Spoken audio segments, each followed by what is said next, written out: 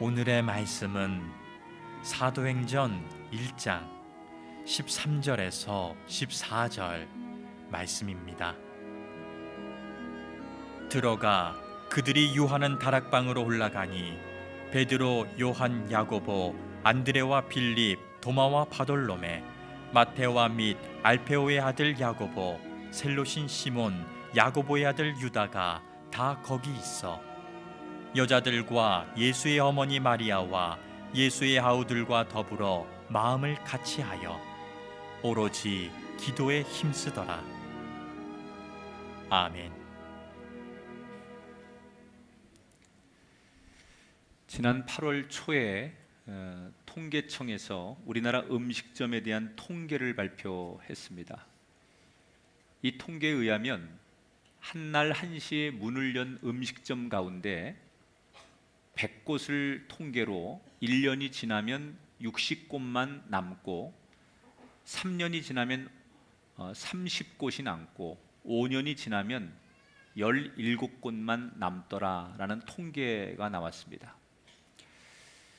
100곳 모두가 부푼 기대감을 가지고 돈을 투자해서 열심히 나름대로 장사를 했는데 왜 어떤 음식점은 몇 년 되어서 망하고 또 어떤 음식점은 그 이후에도 잘 되는 음식점으로 자리를 잡게 되는 걸까?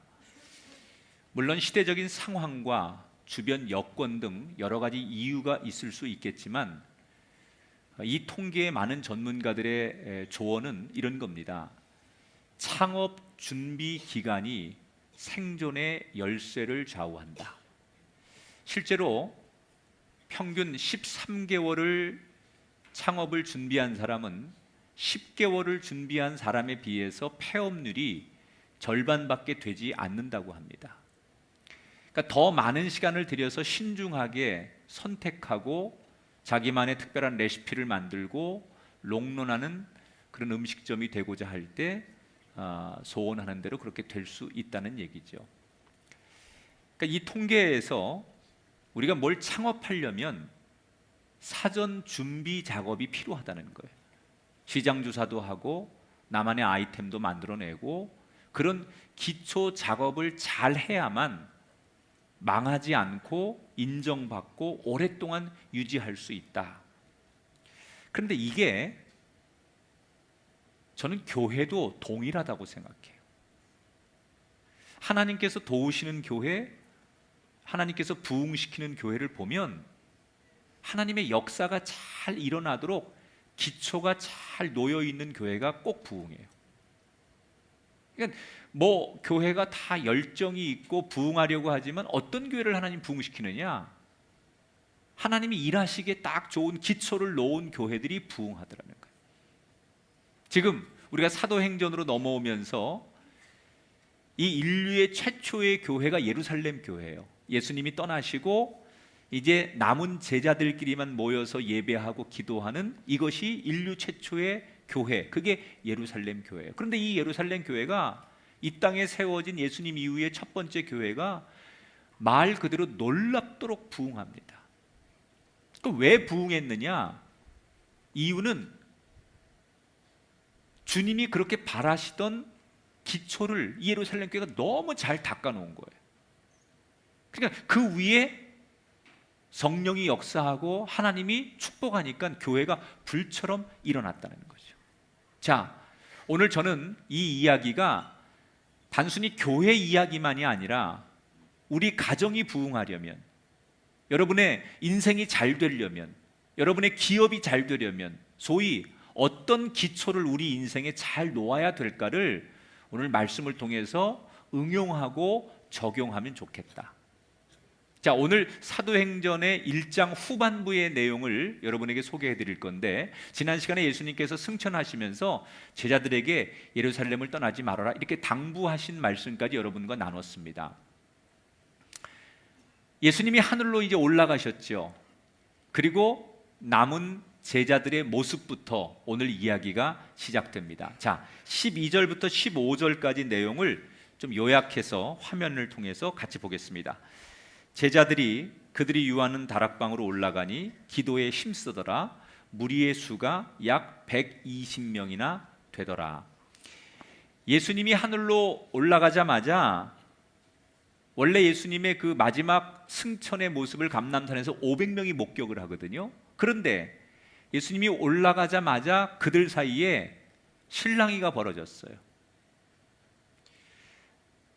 예수님이 우리에게 올라가시면서 너희들이 내가 성령을 보내서 너희들과 함께 할 것이니 기다려라 라고 말씀하셨으니 우리 예수님이 오신다고 할 때까지 기다리자, 이런 순종파와 현실론을 얘기하면서 언제까지 기다리냐, 몇 월 며칠 몇 시 이렇게 정해졌으면 모를까, 기다리라고 했는데 그게 언젠지 모르는데 그 사이에 우리 가족은 어떻게 하며 생업은 어떻게 하며 우리의 일은 어떻게 할 거냐, 이러면서 예수님이 기다리라고 했지만 막연히 기다릴 수는 없다. 그러니 각자의 우리의 일터로, 집으로, 생업으로 돌아가는 게 맞다. 이렇게 서로 옥신각신하다가 결국 이 제자들이 갈라지게 됩니다. 그런데 대다수의 제자들은 현실론을 내세워서 각자의 자리로 돌아갔고, 남은 제자들 120명만이 우리는 더 기다리겠다, 주님 오실 때까지 기다리겠다 하며 그들이 마가의 다락방에 모이게 되죠. 자, 이 120명은 500명이 함께 있다가 380명이 떠난 거 아닙니까? 그러면 대략 퍼센테이지로 따지면 20% 조금 더 되는 사람들이 남은 거예요. 다수의 의견이 여기 있으면 안 되겠다, 그리고 떠났습니다. 그래서 남은 사람들은 더더욱 마음이 아팠어요. 여러분, 교회는 다수의 의견이 진리가 될 수 없습니다. 많은 분들이 여러분 이걸 오해하고 듣지 마세요. 교회를 민주적이어야 한다라고 얘기하는데 교회는 민주적이면 안 됩니다. 교회는 영적인 곳이에요. 그래서 자꾸 교회를 세상의 잣대로 다수의 의견, 그럼 여러분 다수가 성경을 못 믿겠다고 하면 그게 진리가 돼야 되는 겁니까? 다수가 의가 아닌 것을 손들고 의견을 내서 목소리가 많아지면 그게 여러분 교회 법이 돼야 됩니까? 그렇지 않다는 거예요. 교회는 영적이어야 돼요. 사실 남은 사람들은 다수에 의해서 비웃음을 받는 사람들이죠. 너희들은 남으려면 남아. 우리는 그렇게 동의하지 않아. 그리고 다수가 떠난 자리를 지켜야 하는 120명. 나는 이 땅에 이런 소수지만 주님 약속을 믿고 기다리는 의의 백성들이 우리 교회도 있게 되기를 주의 이름으로 축원합니다. 자, 이 120명이 모여서 주님이 약속하신 성령이 오기를 기다리며 성령을 달라고 기도하기 시작하는 거예요. 그런데 이 120명의 명단이 오늘 13절, 14절에 나오거든요. 이 명단을 보면서 이 지금 사도행전이라는 편지를 받는 데오빌로가 굉장히 충격을 받았을 것이다, 이렇게 학자들이 전합니다. 왜 데오빌로가 그 명단을 보며 충격을 받았을까? 제가 13절, 14절을 요약해서 읽어드릴게요. 베드로, 요한, 야고보의 아들 유다가 다 거기 있어 여자들과 예수의 어머니 마리아와 예수의 아우들과 더불어 마음을 같이하여 기도하기에 힘쓰니라. 남은 120명이 누구인지에 대해서 명단이 소개되는 거예요. 그런데 여기서 주목할 게 있습니다. 우선 120명 중에 가론 유다를 뺀 11명의 제자가 모였습니다. 11제자가 한 명도 빼놓지 않고 다 모였다는 얘기는 그만큼 지금 긴급하다는 얘기예요. 그리고 그 뒤에 나오는 얘기가 충격이에요. 그 120명의 구성원 가운데는 남자들뿐만이 아니라 여자들의 명단이 아주 공개적으로 지금 소개가 되고 있어요. 이게 굉장히 충격적이라는 거죠. 지금 우리가 이렇게 예배드리는 이곳에서 뭐 남자 여자 이렇게 앉아 있는 걸 우리 너무 당연하게 생각하고 이게 별로 뭐 우리한테는 아무것도 아니잖아요. 그런데 2000년 전 유대 사회에 가부장적인 남성주의 사회에서는 율법적으로 여자들이 어느 모임의 구성원으로 들어가 있다, 그 명단이 이렇게 공개적으로 소개가 된다, 이거 있을 수가 없는 일입니다. 완전히 우리가 생각하는 그런 구조하고 2000년 전 유대 사회하고는 달라요. 굉장히 파격적입니다. 그래서 데오빌로가 놀라는 거예요. 그게 정말 가능해?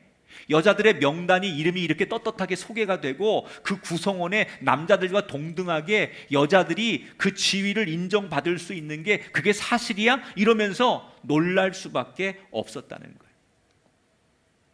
그러나 여러분, 이건 사실이었습니다. 예루살렘 교회는 적어도 그 당시에 세상하고 다른 게 하나 있었어요. 뭐가 달랐느냐? 차별이 없는 교회. 따라합시다. 차별이 없는 교회. 여러분, 예루살렘 교회가 든든한 기초를 잘 세웠다고 했는데 그 첫 번째 기초가 뭐냐? 차별이 없는 교회라는 기초를 세웠다는 거예요. 지금 세상은 여자를 차별하고 무시하고 편견의 눈으로 바라보고 있던 때입니다. 그런데 예루살렘 교회는 교회이기 때문에 그런 차별, 그런 무시, 그런 편견이 없었다는 거예요. 교회 안에 들어오면 누구든지 예수 이름 안에서 인정을 받았고, 교회 안에 들어오면 바깥에서는 무시당했던 그 여자들이 교회 안에 오면 예수님의 이름으로 모두가 환영받는 교회가 바로 예루살렘 교회였다는 거예요. 이런 정신과 이런 기초의 교회를 세웠더니 예루살렘 교회가 놀랍도록 부흥하더라는 거예요. 여러분, 오늘 우리들의 교회는 어떻습니까? 여러분이 지금 이 교회에서 봉사하는 또는 사역하는 부서는 어떻습니까? 뜨겁게 기도하고 예배하고 있지만 은연중에 우리가 누구를 차별하고 나하고 마음에 맞는 사람끼리만 예배하고 모이고 있지는 않습니까? 우리가 기도하고 예배하고 찬양하는 거 참 중요하지만 우리끼리만 모이는 예배, 우리끼리만 모이는 부서는 절대로 부흥하지 않습니다. 차별을 버리고 누구라도 인정하는 교회와 부서가 될 때 그곳에 참다운 부흥이 일어날 줄 믿습니다.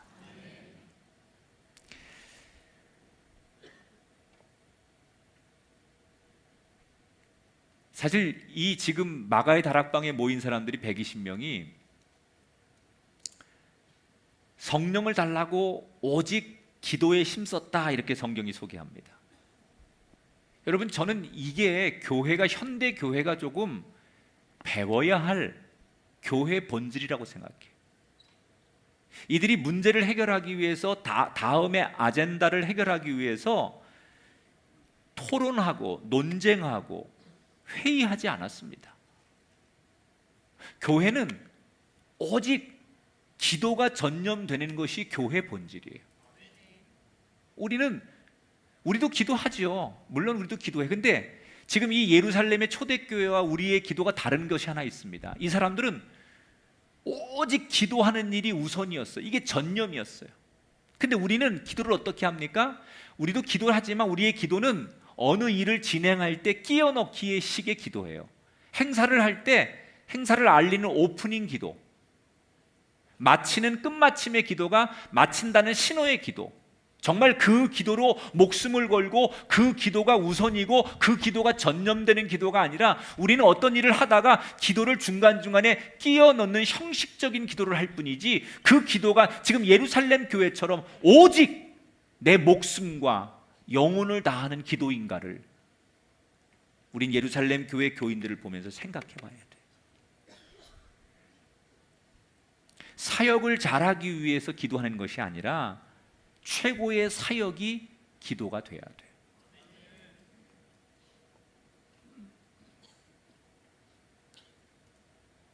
이 예루살렘 교회는 기도하면서 세상적으로 차별받아야 되는 사람들을 인정하고 사랑하는 이것으로부터 교회가 시작된 거예요. 최근에 전주에 가면 새로운 명물로 사람들에게 소개가 되고 있는 비빔빵이라는 게 있습니다. 지금 화면에 나오는 이건데, 전주는 비빔밥이 유명하지요. 그런데 그 비빔밥을 빵 속에 넣어서 빵과 함께 먹는 걸 비빔빵이라고 합니다. 그런데 이 비빔빵이 어떻게 탄생이 됐느냐? 한 복지관에서 은퇴 이후에 노인들이 모이는 그 모임 속에 이제 현역에서 물러나서 별로 할 일도 없고, 그리고 의욕이 다 이렇게 좀 꺾여버린 그런 노인들을 위해서 이 복지관이 위로와 힘을 주기 위해서 비빔밥으로 빵을 만드는 일을 수업에서 했대요. 그런데 이게 처음에는 빵을 갖다가 놓고 비빔밥을 그 안에 넣어서 이렇게 먹는 걸 했는데, 누군가가 우리가 한번 이걸 만들어 보자 라고 해서 노인들이 비빔빵을 직접 만들게 됐다는 거예요. 그런데 문제가 생겼습니다. 비빔밥은 잘하는데 빵을 계속 어디서 공수해 올 수 없으니까 자기들이 빵을 만들어야 되는데 빵을 만드는 게 어렵더라는 거예요.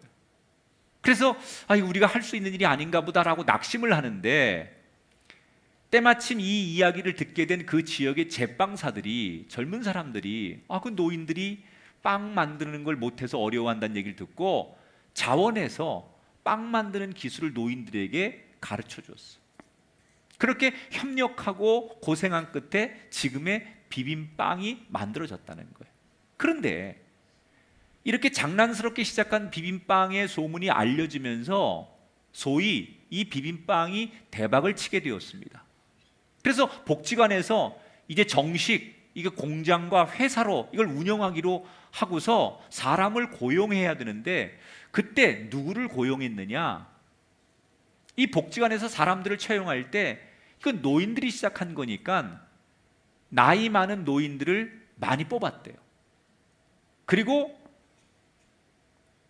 남자들이 없는, 여성들이 홀로 아이를 키우는 여성 가장, 그리고 장애를 가지고 있는 장애인 등 이런 사회적인 약자들을 일부러 직원으로 많이 고용을 했다는 거예요. 마케팅 전문가들이 이 비빔빵에 대해서 이런 평가를 내놨습니다. 비빔빵이 맛있어서 성공한 것도 있겠지만 진짜 비결은 이 비빔빵이 사회적 약자를 인정하고 그들을 고용한 선순환의 이 정신에서 비빔빵은 대박을 치게 된 것이다. 우리는 때때로 효율성을 주장하면서 차별을 너무 당연하게 말합니다.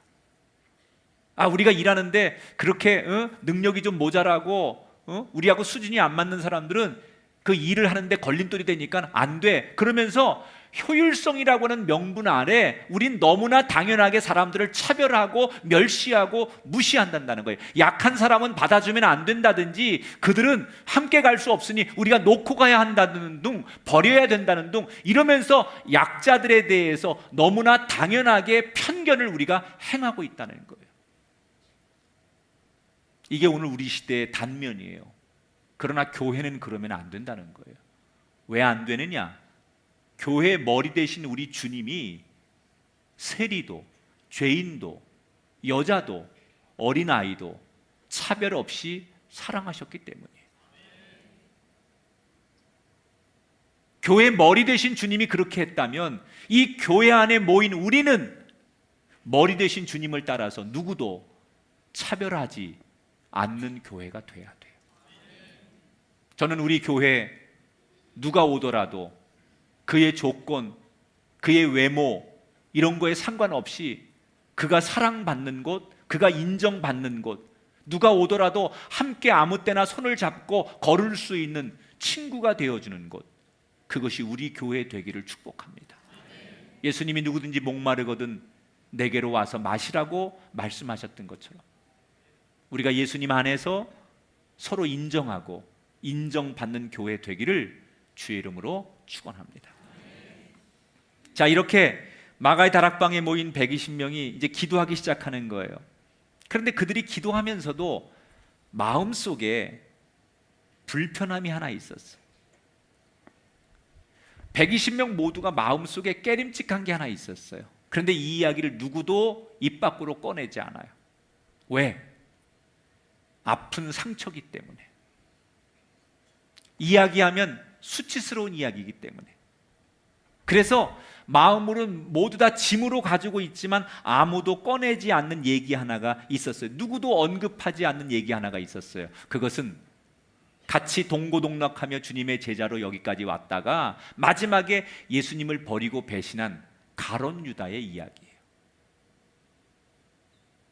이게 너무 마음 아픈 이야기고 너무 힘든 이야기고 자기들에게 너무 상처가 된 이야기이기 때문에 누구도 얘기를 하지 않아요.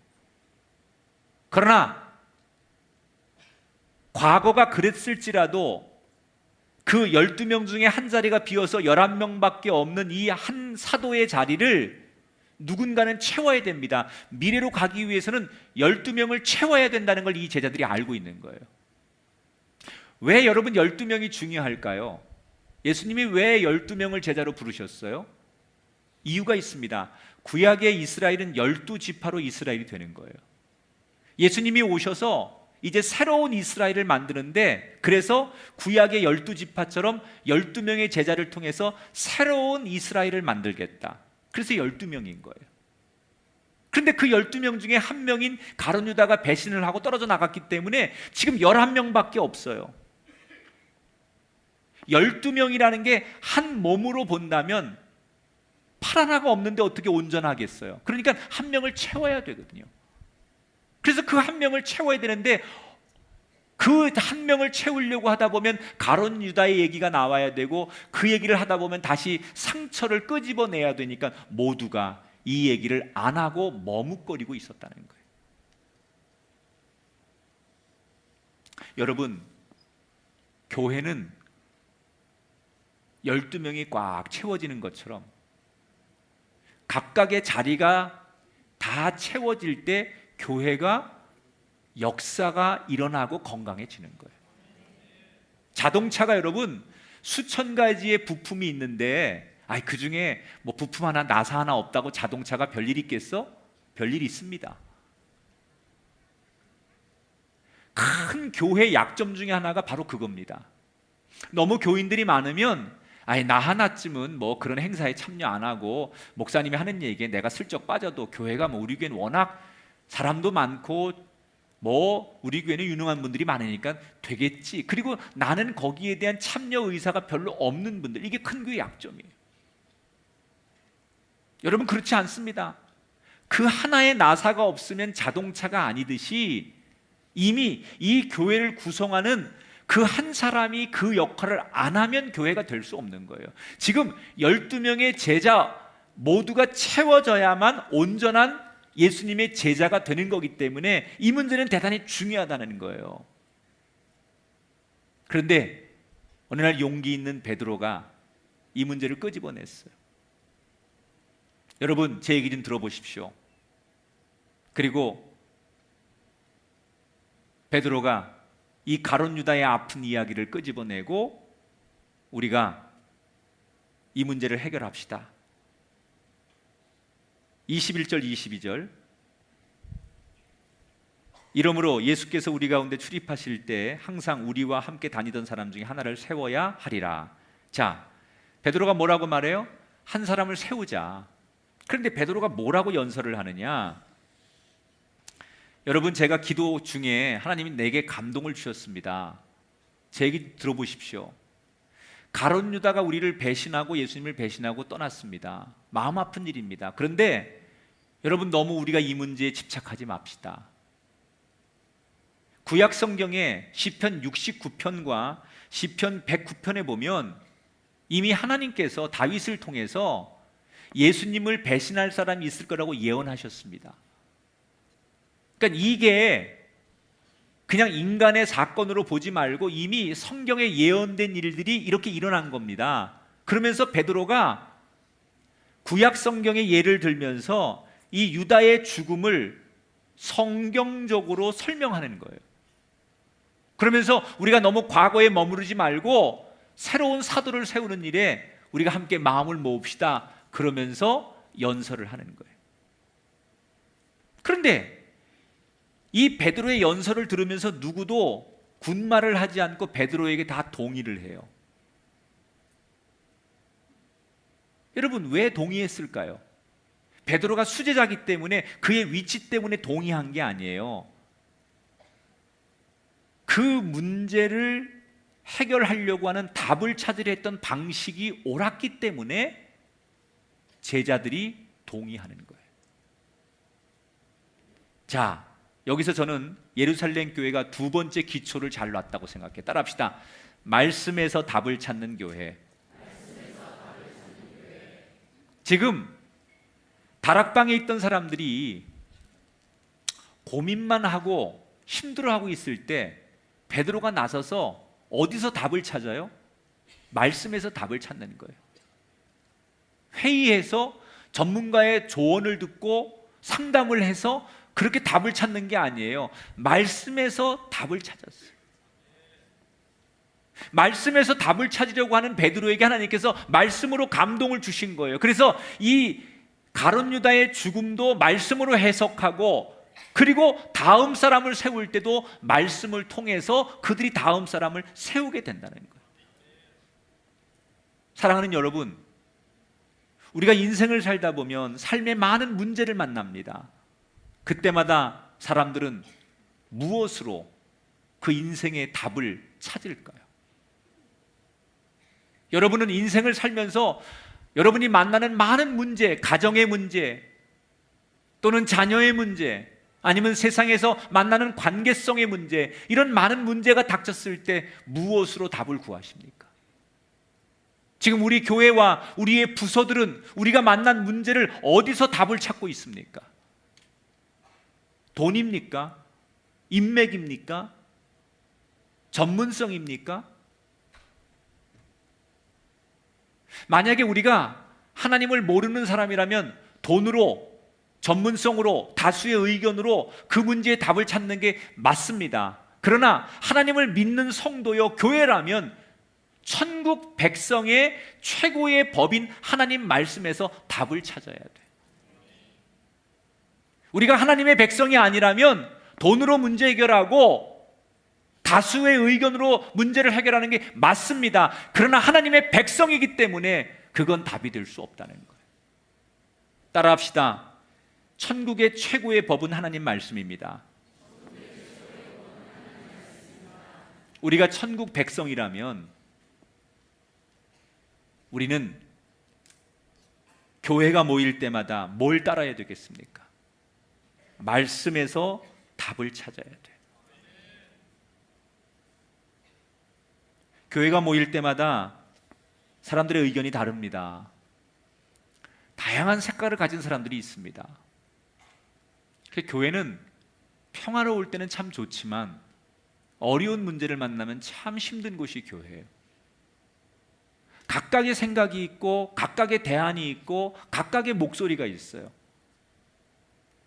그런데 여러분, 그럴 때마다 자기의 소리, 자기의 주장, 자기의 방식, 자기의 전문성으로 얘기하면 교회는 건강해질 수가 없어요.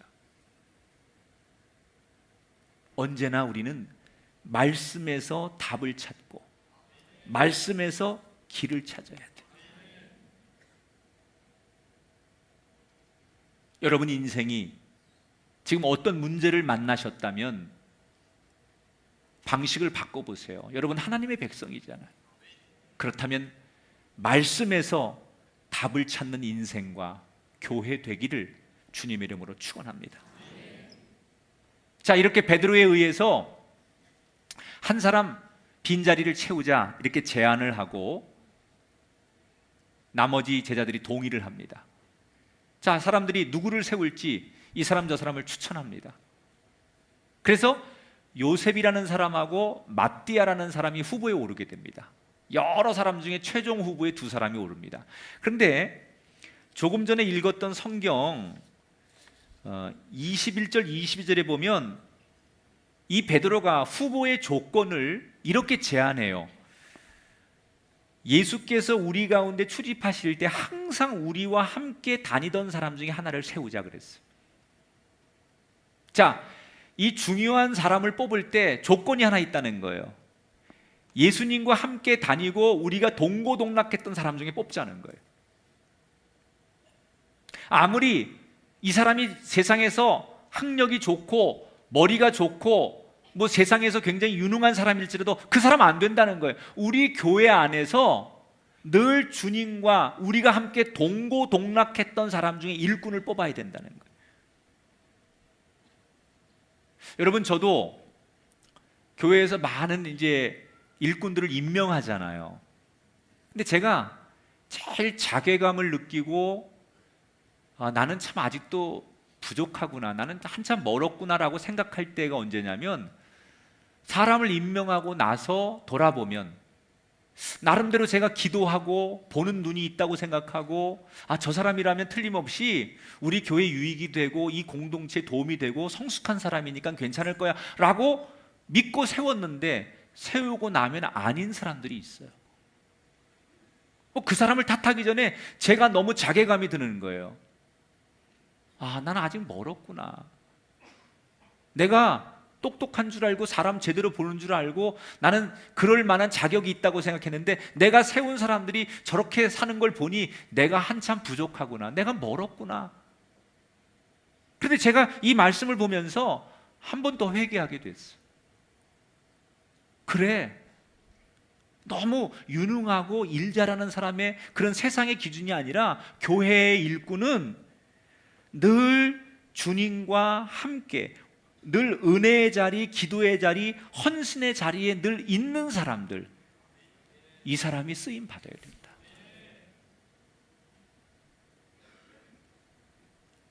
다시 말하면 하나님 눈에 친숙한 사람이어야 된다는 거예요.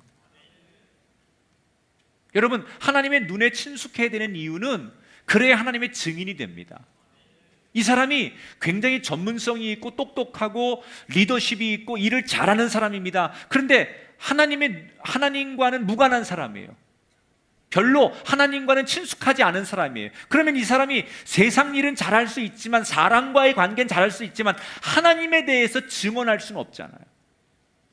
결국 하나님의 일꾼을 뽑는다는 것은 꼭 똑똑하고 유능한 것만이 기준이 되면 안 되고, 하나님과 친숙한 사람, 다시 말하면 하나님 눈에 늘 밟히는 사람이어야 된다는 거예요. 여러분, 우리가 좀 무능해도, 우리가 좀 세상적으로 부족해도 하나님이 들어쓰시는 사람 되려면 하나님의 눈에 밟히는 사람이 돼야 돼요. 늘 어느 곳에 있든지 어느 시간에든지 하나님 눈에 밟히는 사람. 저 사람은 새벽 예배 때도 내 눈에 밟히고, 저 사람은 어디 전도의 자리에도 내 눈에 밟히고, 저 사람은 식당에서 봉사하는 자리에도 어느 날 보면 늘 하나님의 눈에 밟히는 사람이 될 때, 그 사람이 하나님의 일꾼이 되고 그 사람이 쓰임 받는 종이 될 줄 믿습니다. 아마 그런 조건으로 여러 사람이 추천되었고, 그 가운데 두 사람, 최종적으로 요셉과 마띠아라는 사람이 최종 결승에 올랐어. 어떻게 뽑을까? 두 사람 중에 제비뽑기를 합니다. 근데 이 제비뽑기는 우리가 오해하면 안 돼요. 우리도 가끔 뭐 사다리 타고 우리가 뽑기하고 가위바위보하고 이런 확률 게임 하잖아요.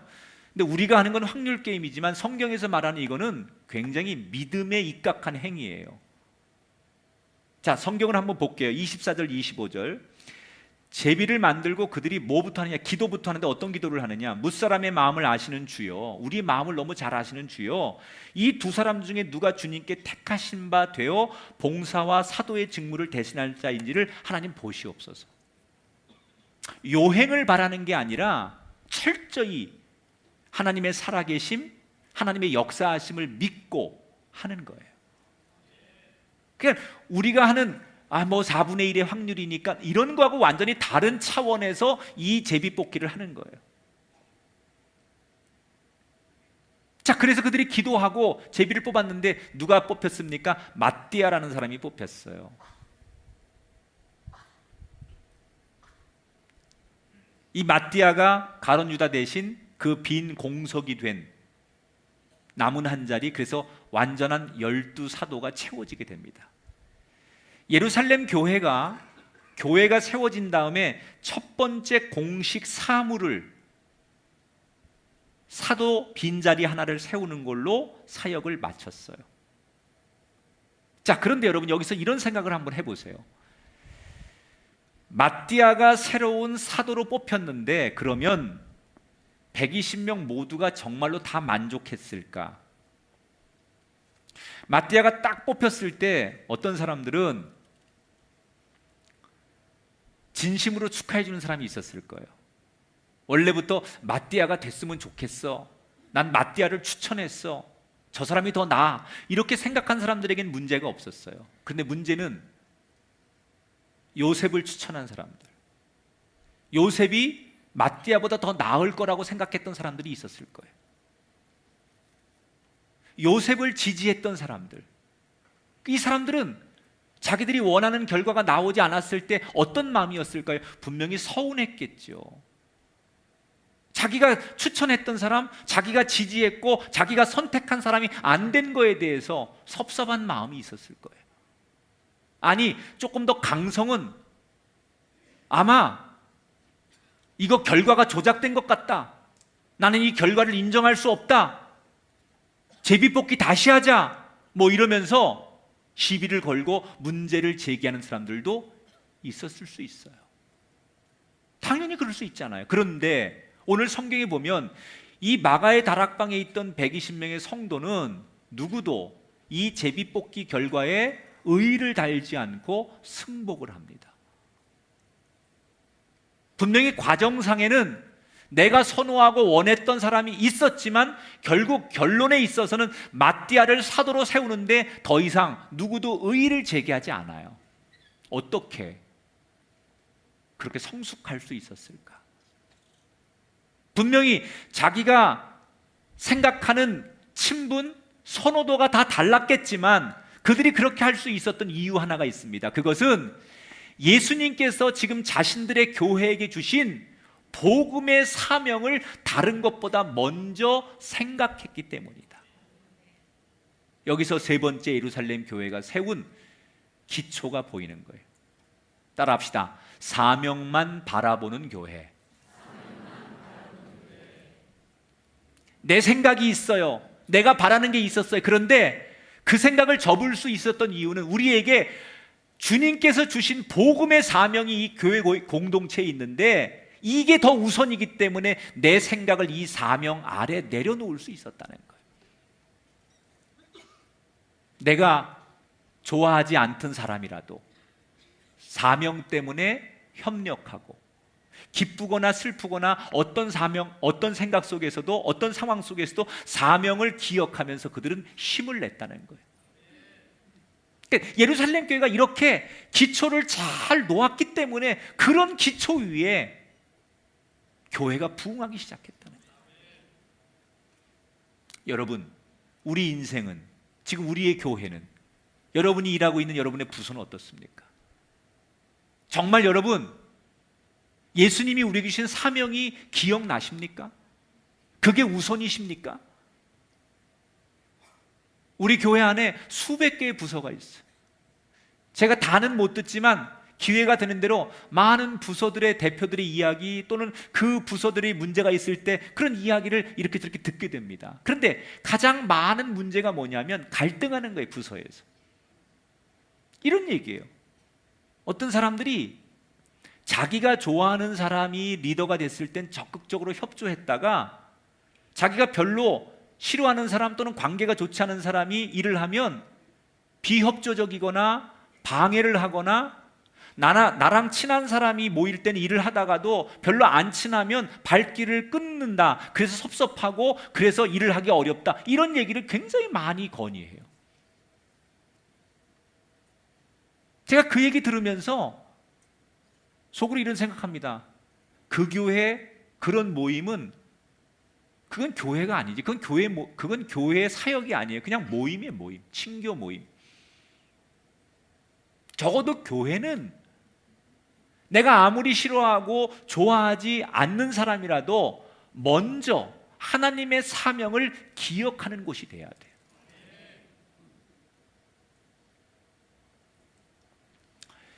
이 2차 세계대전이 일어나고 머지않아서 영국이 대단한 위기에 빠지게 됩니다. 그 당시 영국은 보수당의 총수이자 총리였던 윈스턴 처칠이 영국을 이끌고 있었습니다. 그런데 나라가 너무 어려움에 처하자 윈스턴 처칠이 결단을 하지요. 노동당 총수였던, 자기하고는 정치적 정적이었던 클레멘트 애틀리라고 하는 사람에게 부총리가 되어서 나를 좀 도와달라. 지금 우리 나라가 너무 어려우니 함께 이 어려움을 이겨나가자. 그리고 자기에게 라이벌 관계였던 애틀리에게 부총리를 제안하게 됩니다. 근데 애틀리가 사실 이 처칠의 제안을 거절을 해야 돼요. 정치적으로. 왜냐하면 윈스턴 처칠은 이미 정치적으로 굉장한 위기에 빠져 있었거든요. 그래서 처칠이 조금만 더 위기에서 패배하면 총리직은 이제 자기께 되는 거예요.